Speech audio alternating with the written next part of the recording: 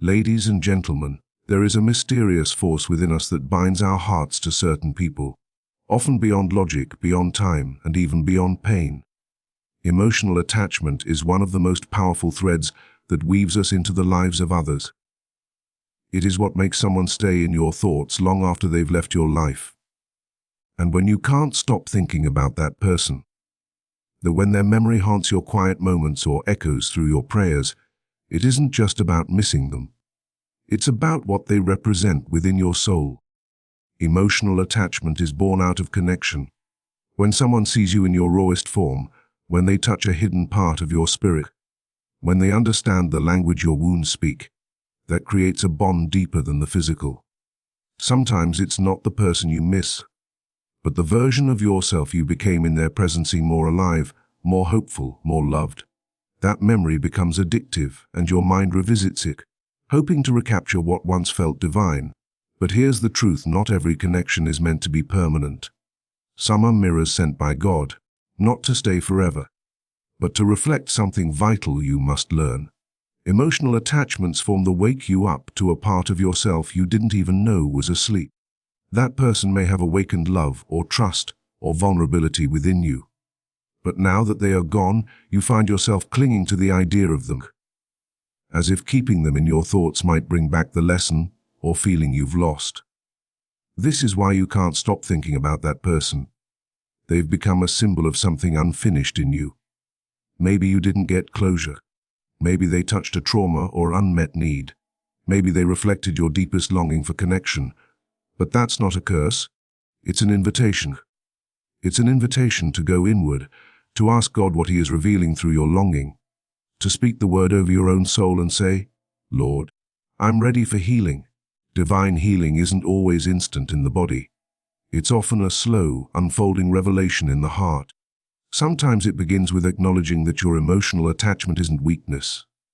It's sacred.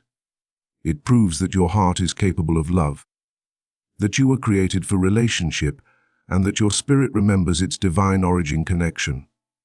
And yet you are not meant to be imprisoned by your thoughts. God did not give you a spirit of fear or obsession or confusion. He gave you power, love, and a sound mind. So when you feel consumed by someone's memory, remember this: but you are not crazy. You are human, but you are also divinely loved, and no attachment, no matter how deep, should hold you hostage. Let this be the turning point. Not where you forget that person, but where you reclaim your energy. Let the emotional bond lead you back to yourself, to your purpose, to your Creator. Start praying not just for relief from the pain, but for revelation. Ask, "Lord, what are you trying to show me through this?"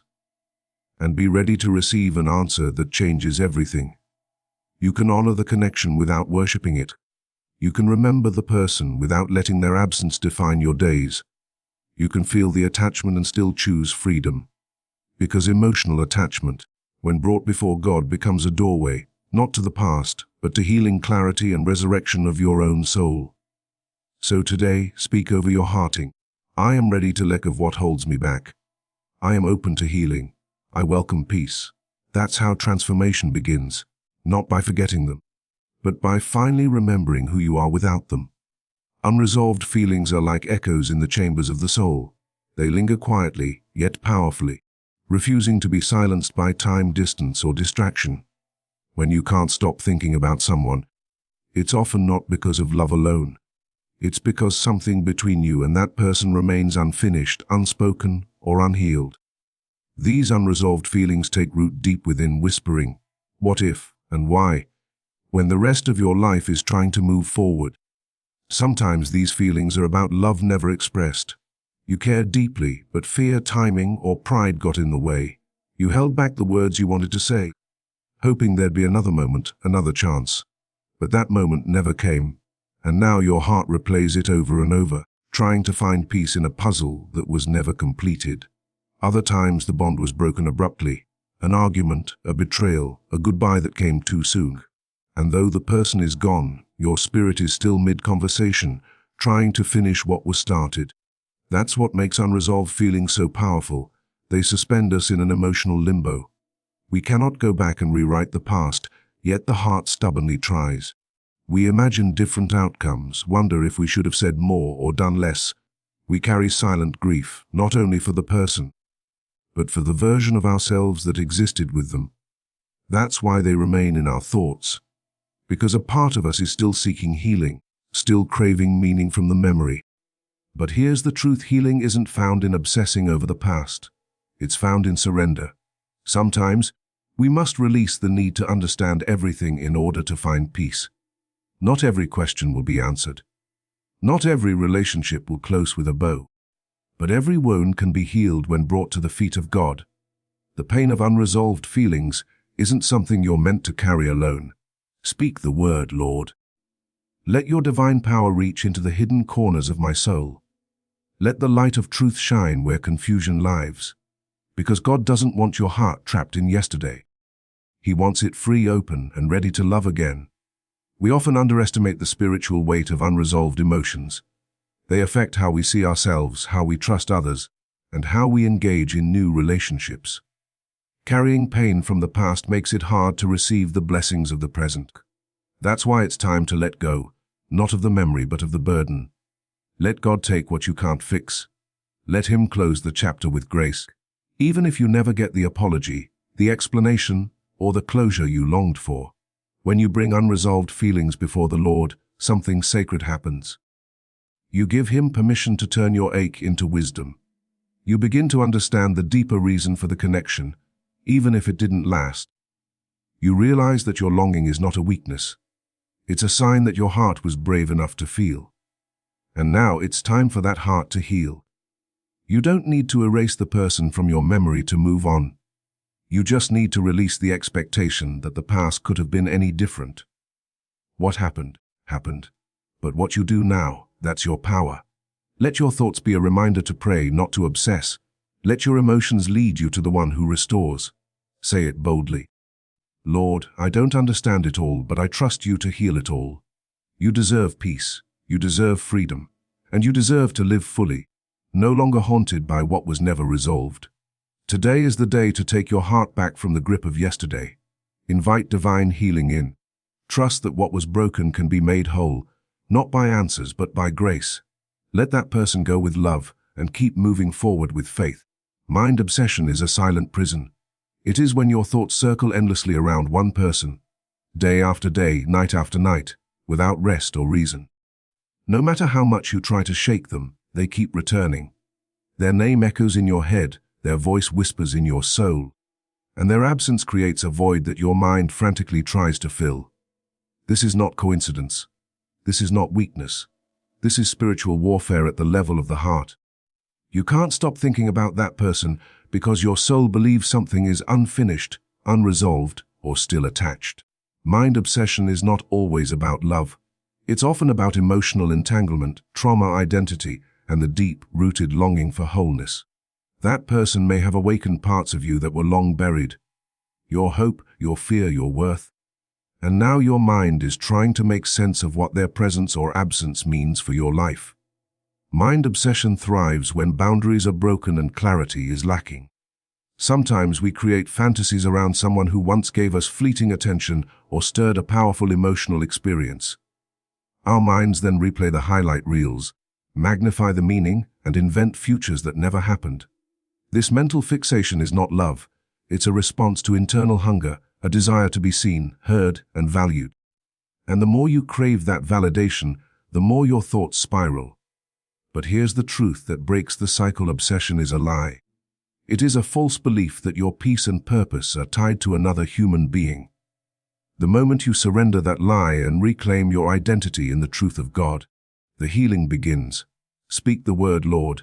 Let the chains of obsession fall. Let your light illuminate the shadowy corners of the mind. Let divine healing rewrite the narrative that someone else's presence defines our worth. God did not design your mind to be a battlefield for emotional captivity. He gave you the power of thought not for torment, but for transformation. Every time your mind drifts toward that person, it is not a sign that you are weak. It is an invitation to bring that thought into divine alignment. The word says, "Take every thought captive and make it obedient to Christ." That includes the thoughts that replay old conversations, that imagine what-ifs, that feed false hope or deepen despair. It's time to replace obsession with truth. That person cannot complete you. That relationship, real or imagined, does not determine your value. You are whole in Christ. You are called to freedom, not fixation. The power of divine healing is not only to restore what was broken, but to release what was never meant for you in the first place. When your thoughts betray your peace, it's time to declare war, not against the person, but against the illusion that they are the key to your happiness. Real life transformation begins when you invite God into the space where your mind is stuck. Pray over those thoughts. Bless that person, then release them. Cry if you need to, but let your tears be seeds of surrender. Turn your obsession into an offering. Say, Lord, I give you this mind, this longing, this ache. Because when you place your fixation in the hands of the healer, he will do what no memory or message ever could. He will free you. Mind obsession is not your final story. You are not created to live in loops of longing and loss. You were made to rise, to renew your mind, to be transformed by faith. The person you can't stop thinking about is not your purpose. Your purpose is greater, and it begins the moment you let go. This is your call to action. Trust God with your thoughts. Let him be the center. And when your mind wanders, speak his name louder. That's where the healing lives. That's where obsession ends and peace begins. Spiritual healing is the quiet miracle we often overlook while caught in the storm of our emotions. When you can't stop thinking about someone, when their presence haunts your thoughts and emotions long after they've physically excited your life, it's more than just a psychological loop. It's a spiritual cry for healing. Your spirit is telling you that something inside needs to be restored, realigned, and revived. This kind of mental fixation doesn't always stem from love. It often comes from a soul wound. Maybe they reflected something you lacked in yourself. Maybe they entered your life at a moment when you were most vulnerable, and their presence felt like light in the darkness. But when they left, or when things didn't work out, what remained wasn't just heartbreak. It was a spiritual vacuum. You're not just missing them. You're missing the part of yourself that you attached to their presence. And that's why they linger in your mind. Spiritual healing begins with this awareness. No one has the power to define you, complete you, or validate your worth except God. The person you keep thinking about may have stirred your emotions, but they did not shape your identity. Only the Creator does that. And when you speak the word, Lord, heal what I cannot see, touch what I cannot name, you invite the Holy Spirit into the places of your soul that no one else can reach. You see, your mind may be tied to someone who was never meant to stay. And while your heart keeps rehearsing the past, your spirit is groaning for release. It wants to be free from the illusion that your peace is tied to their return. It wants to move forward, not in bitterness, but in faith. And that's where spiritual healing steps in, not with force, but with divine precision. One story that comes to mind is that of a woman who spent years haunted by the memory of a man she once loved. Every time she tried to move forward, his face would reappear in dreams, his words echo in her moments of stillness. It wasn't until she knelt in prayer and declared out loud, God, I release him. I trust you to fill the space he left behind, that something began to shift. Her healing didn't come from time. It came from surrender. Her release didn't happen because she forgot him. It happened because she let God occupy the space where pain used to live. Spiritual healing is not passive. It's an active choice to stop feeding the soul with memories that drain and start nourishing it with truth. It's opening the Bible instead of old messages. It's turning your tears into prayers. It's saying, even if I still think about them, I will not be defined by them. My peace belongs to God, because the mind may wander, but the spirit can be anchored. And once your spirit is healed, your thoughts begin to obey a new rhythm, one that reflects hope, not hurt. You don't need to erase the past. You just need to reclaim your present. Let this be your call to action. Let go of the illusion. Invite God into the repetition. Speak healing over your soul every single time the memory returns. Say, this thought does not control me. The Lord is my shepherd, I shall not want. Because in him your soul finds rest, in him your obsession becomes peace, in him what you couldn't stop thinking about becomes a lesson, not a prison. You are not crazy. You are not weak. You are simply being invited into spiritual healing. And once that healing begins, the person who once consumed your thoughts will lose their grip.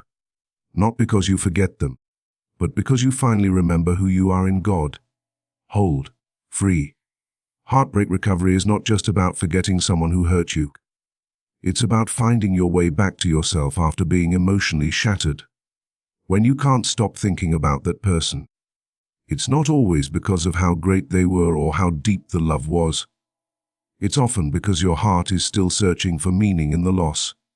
You're stuck in a loop, trying to understand why something so beautiful turned into pain, and how to move forward without carrying the weight of that memory every single day. This is the part no one prepares you for, the silence after goodbye. It's the haunting echoes of conversations, the sudden flashbacks in quiet moments, the aching wonder of, what if? Your mind tries to make sense of it, but your heart doesn't operate in logic. It feels everything at full volume. And heartbreak recovery demands that you feel it completely, so you can be freed from it fully. There is a sacred power in heartbreak. Although we rarely recognize it at first, it cracks you open not just to the pain, but also to the deeper layers of your soul. And this is where divine healing begins. When you're at your weakest, when you're most confused and broken, God draws near, not to judge you, but to hold you. The word says He, close to the broken-hearted, and saves those who are crushed in spirit. That means your healing doesn't depend on your strength. It begins with His presence. Think about this. Maybe you're thinking about them so often because their absence has left a space in your soul that God is now trying to fill. You're trying to fix it with memories, with fantasies, with imagined futures that never happened. But God is whispering, let me heal it. Let me write a new story where that pain used to be. A real heartbreak recovery means surrendering your timeline and letting God walk you through it. Sometimes He'll lead you to a memory, not to torture you, but to show you the wound that needs healing. Sometimes He'll remove people suddenly, not because He's punishing you, but because He's protecting you. And sometimes you'll be asked to forgive, not because they deserve it, but because your soul does. Recovery is not about speed. It's about surrender, allowing yourself to cry, to pray, to scream if you have to, and then, little by little, to rebuild. Piece by piece, day by day, you'll start to feel the grip loosen. You'll laugh again. You'll notice the colors in the sky. You'll wake up one morning and realize that you didn't think about the moment you opened your eyes. That is victory. That is healing. The heartbreak recovery also means learning to love yourself in the aftermath. You were never broken beyond repair. You were broken open, to grow, to evolve, to become stronger and more rooted in your faith. God never wastes pain, He transforms it. What the enemy meant to destroy you, God will use to elevate you. So if you're still thinking about that person, let that thought be your signal. Not to dwell in sadness, but to lean into God's grace. Pray with passion. Cry with purpose. Heal with faith. This is your time to rise, not to regress. You are not a prisoner of your past. You are a child of divine purpose, a walking through the fire and coming out refined. Don't rush the process. Let the tears fall. Let your soul speak. And every single day, speak life over your heart. I am healing. I am growing. I am whole. Even as I recover. Because God's love is stronger than your heartbreak, and His plan is greater than the pain you feel right now. Faith and letting go walk hand in hand. Especially when your heart is entangled in the memories of someone you can't stop thinking about. It's not just about forgetting. It's about trusting that what is no longer in your life is not meant to define your future. When your thoughts are consumed by a person who left or who couldn't love you the way you needed, it's easy to question everything: your worth, your decisions, your future. But this is where faith becomes your greatest weapon and your deepest comfort. Letting go begins in the spirit before it shows up in your emotions. It's a decision, not always an easy one, to place what hurts you most into the hands of a loving God who sees what you can't. You may feel like you're losing something by letting go, but in truth, you're making space for something far greater. That person may have felt like home, but sometimes home was built on pain, on old wounds, on illusions of love that never had a true foundation. Faith invites you to move beyond what's familiar and walk into what's divine. there's a reason you keep thinking about them. It's not because you're weak or broken. It's because your soul is still processing what your mind can't quite accept. You're still looking for closure, clarity, maybe even justice. But faith says you don't need to understand it all to heal. You just need to trust that God saw the heartbreak, the prayers, the nights you cried yourself to sleep, and He is working behind the scenes to turn it into something beautiful. Letting go doesn't mean the memories vanish. It means you stop letting those memories hold power over your peace. It means surrendering your right to hold on to what was and embracing the promise of what could be. That's where divine healing begins, not in forgetting, but in releasing the grip of emotional captivity. It takes strength to say, God, I don't understand why they left, why it ended, why it hurt so much, but I trust you more than I trust my pain. That's radical faith. That's the kind of faith that moves mountains and heals wounds that no human touch ever could. The world teaches you to move on through distraction, but faith teaches you to move forward through transformation. Think of your heart like a garden. The longer you dwell on that person, the more space you give weeds to grow. But when you let go in faith, you invite God to pull out the roots of pain and plant seeds of purpose. He doesn't just want you to survive this. He wants you to thrive beyond it. Maybe the relationship was a lesson. Maybe it was a mirror to show you your unhealed parts. Or maybe it was simply a stepping stone toward the person you're becoming. But whatever it was, it's not meant to anchor you in sorrow. Letting go in faith means choosing growth over grief, destiny over delay, peace over pain. So today, let go, not because you stopped caring, but because you started believing. Let go so your hands are free to receive what's truly meant for you. Let go so your heart has room to heal and be filled again. Let go, because holding on to someone who was never meant to stay is only robbing you of the joy and love God still has for you. And every time your thoughts return to them, return to your faith, speak the word, declare healing. Trust that God's timing is perfect and His plans are good. The same God who allowed the separation will guide you into restoration, if you're willing to release what no longer serves your soul. The inner healing process is one of the most profound and necessary journeys we must embark on when we find ourselves unable to stop thinking about a particular person. This isn't just about obsession or emotional attachment. It's a signal from your soul that something deeper within you is asking for attention, for release, and for transformation. When someone lingers in your thoughts long after they've left your life, it's often because that connection touched a wound inside you, one that has yet to be fully understood or healed. The mind will try to make sense of it. You'll replay conversations, analyze every moment, wonder what you did wrong, or why things couldn't have worked out differently. But this is where the inner healing process begins, and not in the answers you find outside, but in the honesty you bring within. The truth is, this person may have stirred parts of your identity, your fears, or your past traumas that were buried deep. Your thoughts return to them because something in your spirit is still unresolved. Inner healing is not a quick fix. It is sacred work.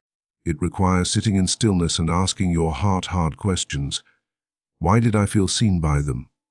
Why does their absence feel like a part of me is missing? What did I hope they would fulfill in me that I had not yet given to myself? Often we are not haunted by the person. We are haunted by the unmet needs, and the broken expectations and the emotional echoes they triggered. Inner healing invites you to trace those echoes back to their source. Maybe it's abandonment from childhood, unworthiness shaped by rejection, or love given conditionally.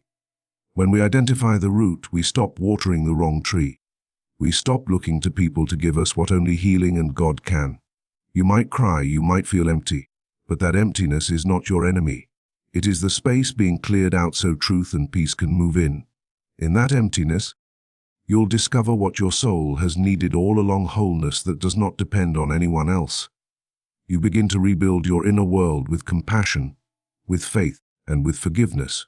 And yes, this healing process is deeply spiritual. It involves surrender, letting go of control, the need for closure, the longing for reconciliation. It means placing your heart in the hands of a higher power and trusting that nothing was wasted. God saw it all. Every tear, every silent ache, every lonely night. And He is still writing your story. beautifully and with purpose. So when your mind wants to drift back to them, ground yourself in prayer. When your heart aches, let it lead you into deeper communion with the one who never leaves. The more you choose healing over longing, the more you will find freedom. That person may have played a part in your story, but they are not the author of your worth or your future. This is the sacred invitation to walk through the pain with eyes of faith, to speak healing over your memories, and to declare that your peace will no longer be held hostage by a past that cannot be changed. You are not broken. You are becoming. You are not stuck. You are being shaped. And with every step of the inner healing process, you are moving closer to the person God created you to be. Let them go. Not with bitterness, but with blessing. Let the thoughts fade into the background of a life that is no longer defined by longing, but by love. Love for yourself. A love for your purpose, and love for the divine plan unfolding within you. This is why you can't stop thinking about that person, because your healing needed to begin. And now it has. Pain has a way of awakening us. It's the teacher we never asked for, but the one that often brings the deepest lessons. When you can't stop thinking about someone who's no longer in your life, or perhaps never fully was, it's not just a matter of missing them. It's a signal that your soul is undergoing transformation. Personal growth through pain is not a cliché, it is a spiritual truth. The very ache that you feel is the raw material for your breakthrough. We are shaped not only by joy, but by heartbreak.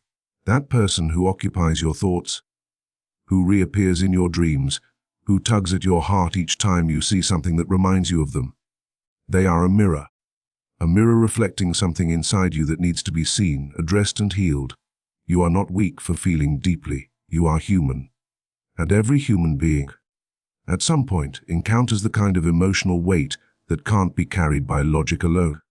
A growth begins the moment you stop trying to escape the pain and instead ask what it came to teach you. Perhaps this person awakened your fear of abandonment. Maybe they touched your deepest longing to be loved as you are. Or maybe their presence and their absence showed you how much of yourself you've given away trying to be enough. These are not easy revelations, but they are sacred ones. Through them, you reclaim pieces of yourself that you didn't even know were missing.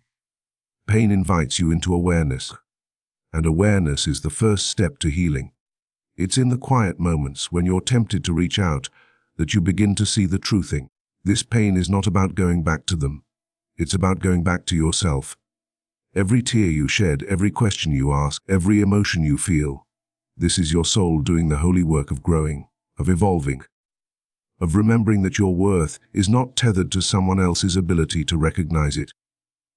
Real personal growth pain happens when you stop asking why they left and start asking why you stayed so long in a place that made you feel unseen. It's when you stop begging the past for answers and start creating a future rooted in self-love and divine truth. You begin to see the heartbreak not as a loss, but as a redirection, a sacred detour that leads you back to purpose. Your spirit is being refined, your faith is being deepened, and even though it hurts now, one day you will look back with gratitude.